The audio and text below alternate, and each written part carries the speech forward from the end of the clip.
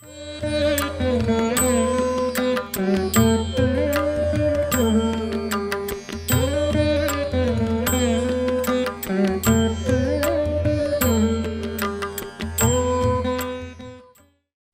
had gone to the academy for 10 days. I don't know how she managed to get out of that place, especially from Ishana's clutches. So she has some interesting experiences to share. A student's perspective of what Vedanta Academy was. I've requested Aparna to speak for a few minutes. And if any one of you have any questions to ask to Aparna, you can ask after that. But don't ask administrative questions. Did they give you extra pillow, extra blanket? Is the water distilled? Did they give you extra chutney for idli? Don't ask all these clerical questions. Anything that is related to Vedanta or to study of Vedas and all that, definitely you can ask Aparna. Where's Aparna? You can share some experience, Aparna. Hari Om. Can everyone hear me? Yes, we can hear you. Okay. So yeah, as you heard, I visited the Vedanta Academy in India for 10 days from December 18th to 27th. And I just wanted to share some of my experiences. I'm just going to share my screen. 1 second. Okay, can everyone see my screen? Yeah, okay.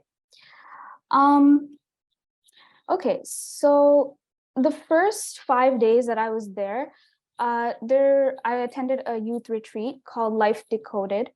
And essentially there's about 30 to 40 youth from different places across India, from North America, Europe, South Africa. This retreat was essentially an introduction to Vedanta for youth, and had participants all the way from age 11 to up to age 30.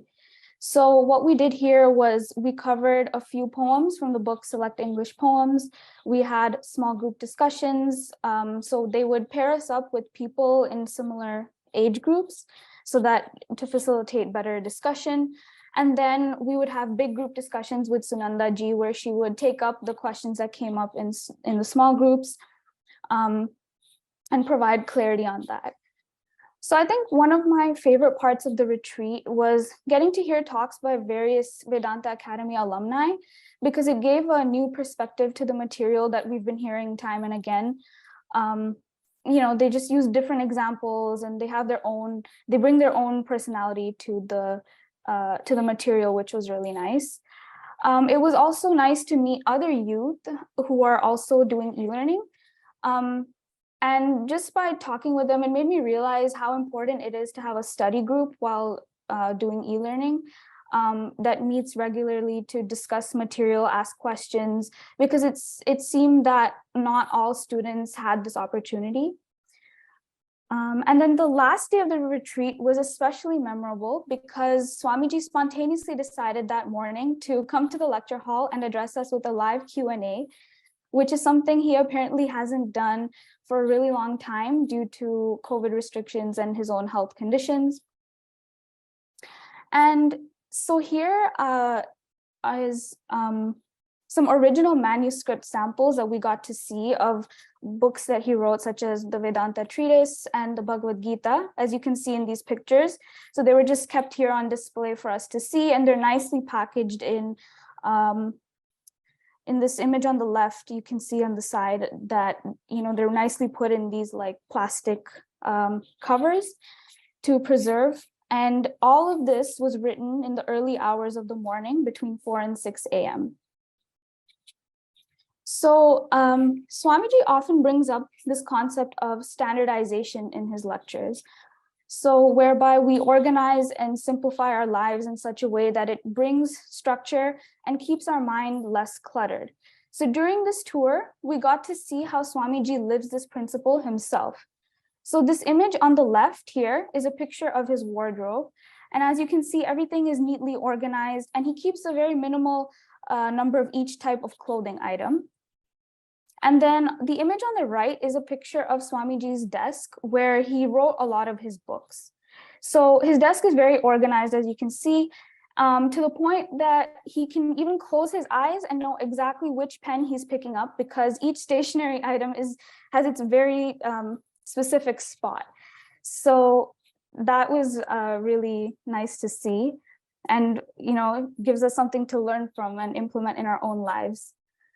And then here's just a fun picture of Swamiji's trophies that he earned in all his cricket tournaments. And he ended up, and as a fun fact, he used to play up until just a few years ago, and he's 96 now.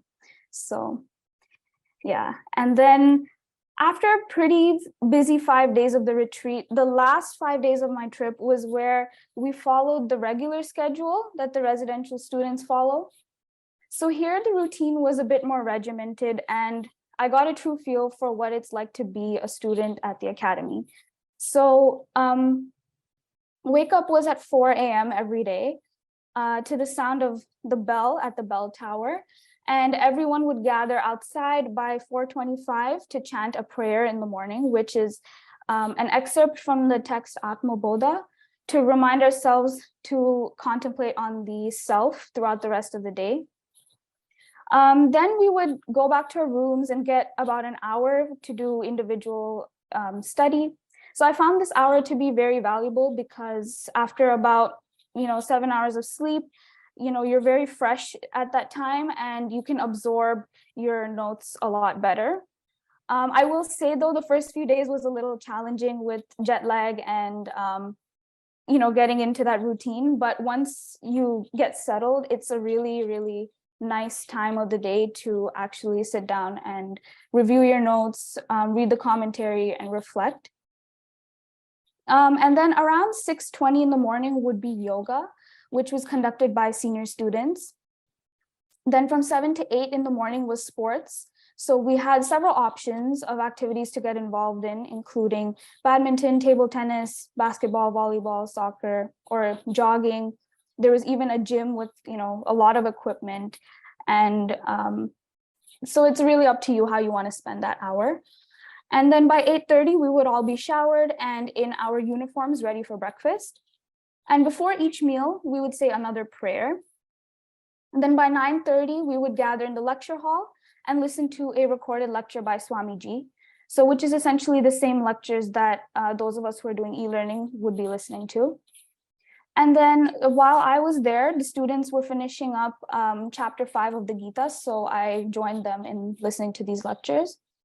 And then from 11 to 1 was karma time. So this is where students give back to the academy by doing work in any department of choice, essentially trying to build that sense of service. And so typically students stick to doing work in one specific department, such as the kitchen or in the garden or in the clinic, or wherever help is needed. However, as a guest, I was able to help out in different departments during my stay. So I spent most of my time at the medical clinic on campus, where I was helping with taking blood pressure and weight measurements of patients that came in, which essentially are just locals who work at the academy, as well as their children or family. And then I also spent some time at the girls' hostel, helping to clean up after the retreat, helping in the dining hall to organize for the upcoming retreat in January. And then 1:15 was lunch. So, and then 2:15 to about 4:30 was rest time, to allow our mental faculties to rejuvenate for the evening session. And then one of the days that I was there was a Sanskrit class. They don't do these every day, but the one that I did attend, we took up a few verses from the Gita, and we learned about some of the phonetics, the construction of different words, and then their meanings in the context of the Gita. And then from 6 to 7 was either a small group discussion or a big group discussion. So it kind of alternated every day. So in small group discussions, we were split into groups of about 6 people. And one person had the opportunity to ask a question on any material that was previously covered that day or previous days, or just any question in general about Vedanta that they might have. So the idea of this exercise was for the rest of the group members to listen to the question and then try to formulate the question in their own words based on their understanding of what the questioner was trying to get at.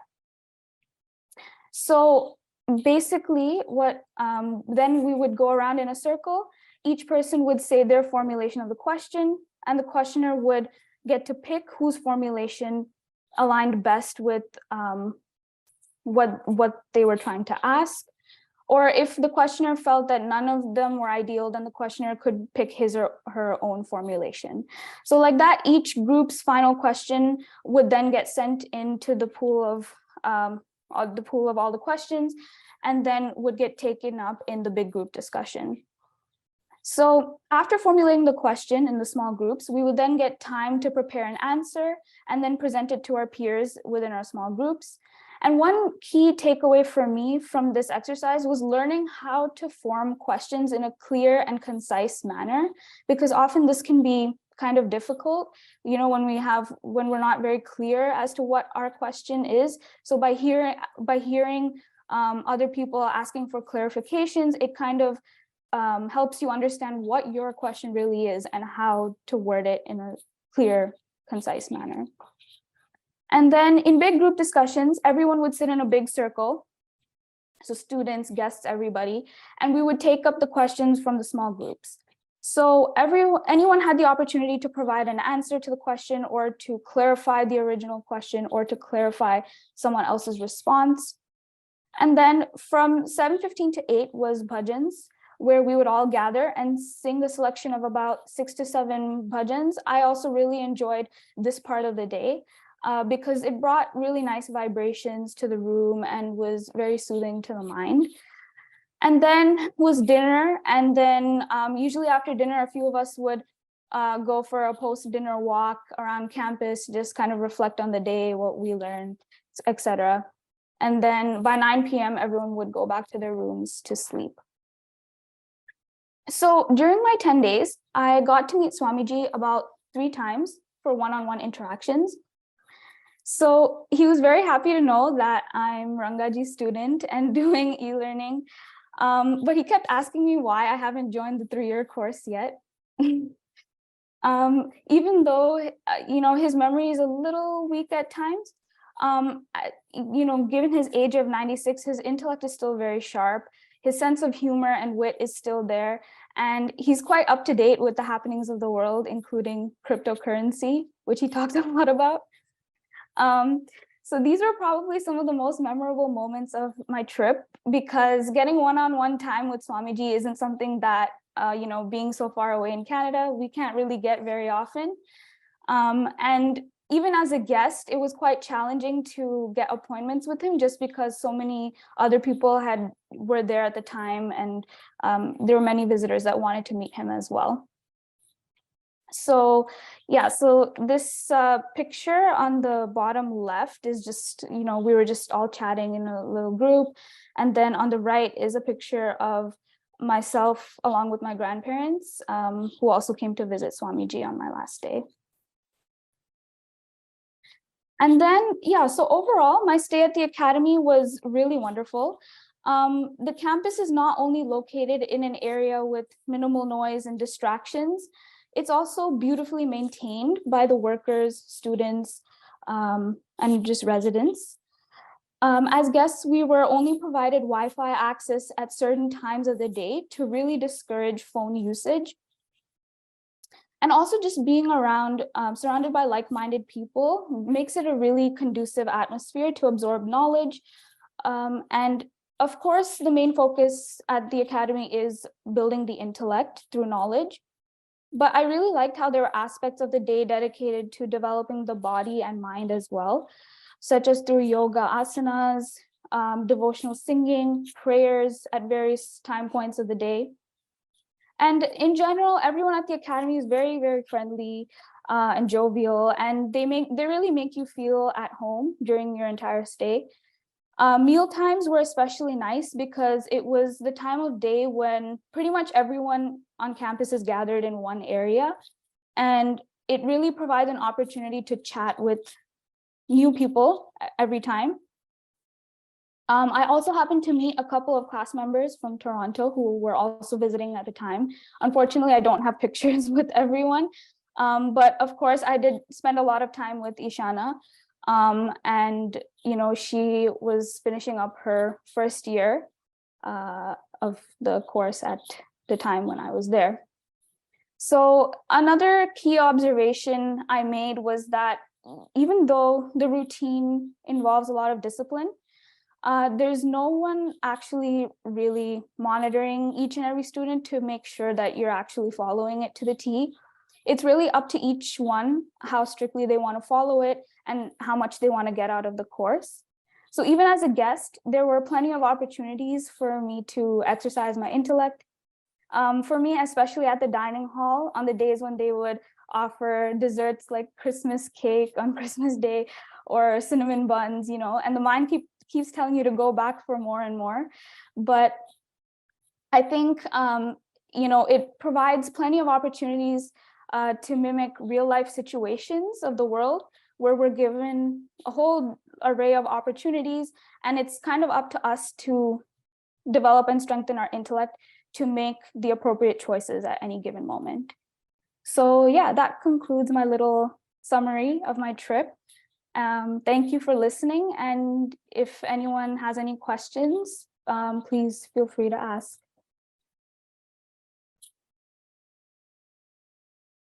Yes, Rangaji. What was the question you asked, Swamiji? I believe you asked some question. And what was the answer also?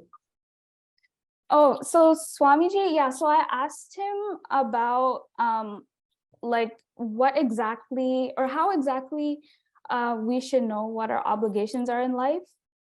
And he essentially boiled it down to your only obligation is to perfect yourself. That was his answer in a nutshell. So yeah, that was it. And most of it was just casual conversation. He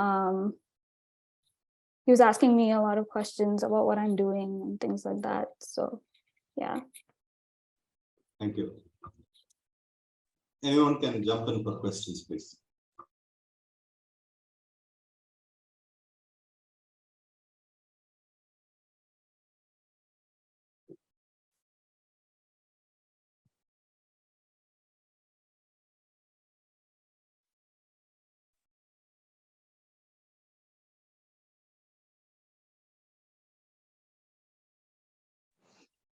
Aparna? Yes. Hariam Rangaji. Hariam Rangaji. Yeah, can you maybe I really liked what you asked Swamiji, and you gave a very nutshell answer. But if it is not too personal, can you maybe share, your takeaway, your understanding from what he mentioned about your only obligation is to perfect yourself? Yeah, so he was kind of tailoring it to my situation in life, as a student, whatever, as a sister, as a daughter. So, he was essentially telling me to essentially identify these areas and to essentially cater my obligations towards those areas. But from an ultimate perspective, he was just telling me that everyone's obligation as a human is to perfect ourselves. So that was his main, that was the main takeaway of his answer there. It wasn't really too specific. It was kind of very general.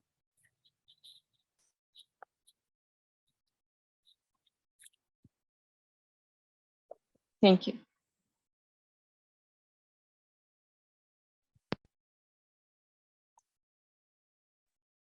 May I ask? Yeah, of course. What was the purpose of your trip? So the purpose of my trip so I actually didn't really know about this youth retreat that was happening. I kind of just wanted to meet Swamiji and also just experience what it's like to be a student at the academy. And it just happened that there was a retreat at the time that I was planning to go. And so I got to attend that as well. So that part wasn't planned, but it was a nice addition to the trip as well. Just one addition, Divya, what many may not be familiar is Aparna is one of the students that are doing the e-learning. So their batch is about 15 young boys and girls who are in the second year. So they are doing Gita now. So having studied 5 textbooks that are authored by Swamiji, English textbooks in the first year, and then stepped into the Gita, this curiosity, at least 1 or 2 lectures, we could put it on public mode and you could watch how these children keep quoting Swamiji. You know, Swamiji said this, Swamiji said that. Hilariously, he explained it with a joke in the group discussion that we have here, e-learning. So it arouses a curiosity to meet the teacher in person, the guru in person. And it happened so that Aparna found those good 10 days. If you go to the academy for a day, 2 days, it's as good as not going. I would not recommend going there for a day or 2. You need to have at least 5 days to a week. 10 days is a very good experience. And she got the combination of youth camp and the general visit as well. So there is a lot of interest to see the guru and how the academy functions, how this knowledge happens in an environment where it is dedicated. So this interest has been burning in many students, and in Aparna it has been very much visible. Fortunately, she got the time and she could go. So that is in addition to what Aparna said earlier.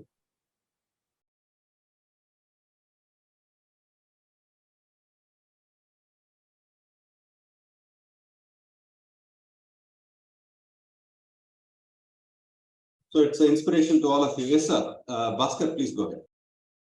Aparna, you did a fantastic job presenting to all of us about your describing your stay for 10 days. This is the first time I'm hearing how it is to be there for 10 days. So very, very well done. I think the kind of things you picked to talk to us about, I really like that very well. Thank you so much for sharing your experience with us. That was really very inspiring. My pleasure.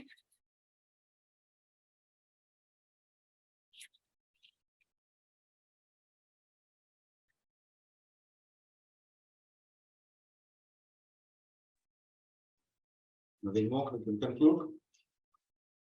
Okay, thank you very much, Aparna. And going along with what Bhaskar ji said, I don't think I could have done a better job in summarizing in 12 to 15 minutes what the academy is. It's so difficult to put it in a capsule and talk about the experiences. Fantastic. Thank you, Aparna. And Hari Om to everyone. Sorry, is that? What is it? Yeah. May Aparna's tribe increase in terms of boys and girls and men and women going to the academy, visiting. When Swamiji is there teaching and very much actively around. So any one of you can go at any point of time during the 12 months for a visit. But make sure that you have at least 3 or 4 days to stay there. Otherwise, you won't get to know what is happening there. And we'll meet in next class.